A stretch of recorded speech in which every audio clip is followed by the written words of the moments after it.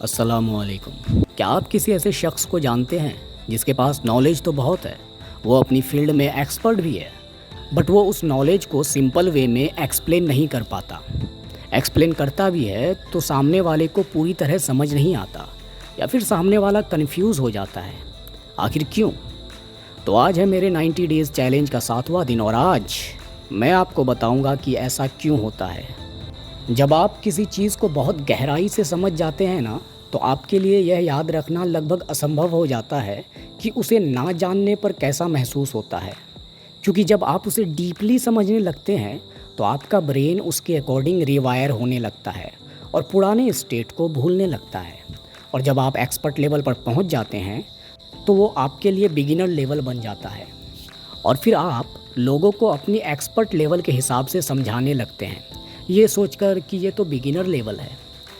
1990 में स्टैनफोर्ड के रिसर्चर ने एक एक्सपेरिमेंट किया। उस एक्सपेरिमेंट में एक ग्रुप को कुछ फेमस सॉन्ग्स की धुन को टेबल के ऊपर हाथ से बजाना था और दूसरे ग्रुप को उन सॉन्ग्स को गेस करना था। जो ग्रुप उस धुन को टेबल पर बजा रही थी वे ये सोच रहे थे कि दूसरा ग्रुप तो उनके धुन को ईजिली गेस कर लेंगे। अगर पूरी तरह गेस ना भी कर पाए तो 50% टाइम तो सही जवाब दे ही देंगे। बट ग्रुप बी सिर्फ 2.5% टाइम ही सही गेस कर पाई। क्यों? क्योंकि बजाने वाले तो अपने माइंड में पूरे गाने की धुन को समझ पा रहे थे, बट सुनने वालों के लिए वे सिर्फ रैंडम सी आवाज़ें थी। और यही जो गैप है ना, एक एक्सपर्ट और बिगिनर के बीच में, इसे ही कर्स ऑफ नॉलेज कहा जाता है।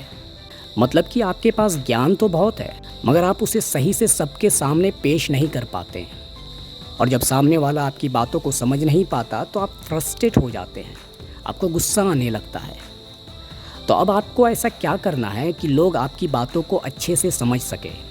नंबर 1, जब भी आप किसी को कुछ समझाएं तो पहले ये पता करें कि सामने वाला किस लेवल पर है। बिना उसके लेवल को जाने आप अपने एक्सपर्ट लेवल के हिसाब से समझाने मत लगिए, नहीं तो आपकी सारी बातें उसके सर के ऊपर से जाएगी और आप दोनों के बीच तालमेल ख़राब हो जाएगा। दूसरा, अगर आपको सामने वाले का लेवल नहीं पता तो आप उसे ऐसे समझाइए जैसे कि 10-12 साल के बच्चे को समझा रहे हो और बीच बीच में पूछते रहिए कि क्या ये लेवल ठीक है या फिर हम इससे भी डीप जा सकते हैं।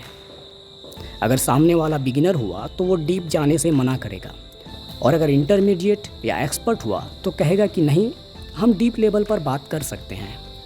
और इस तरह से आपको सामने से कन्फर्मेशन मिल जाएगा और उसके बाद आप दोनों के बीच काफ़ी सुलझी हुई कम्युनिकेशन होगी, या ये कहे कि आप दोनों का वाइब मैच करेगा।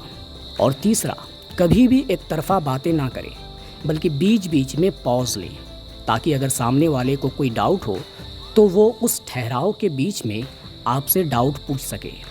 तो नेक्स्ट टाइम जब भी आप किसी से अपनी नॉलेज शेयर करें तो यह ध्यान रखें कि ग्रेट कम्युनिकेटर वो नहीं होता जिसके पास ढेर सारा ज्ञान होता है, बल्कि ग्रेट कम्युनिकेटर वो होता है जो अपनी बातों को, अपने ज्ञान को बहुत ही सिंपल तरीके से बयां कर सके। ऐसा कम्युनिकेटर कभी मत बनना जो सामने वाले को डम फील कराए, बल्कि वो कम्युनिकेटर बनने की कोशिश करना जो अपने साथ साथ सामने वाले को भी स्मार्ट फील कराए। खुदा हाफिज़।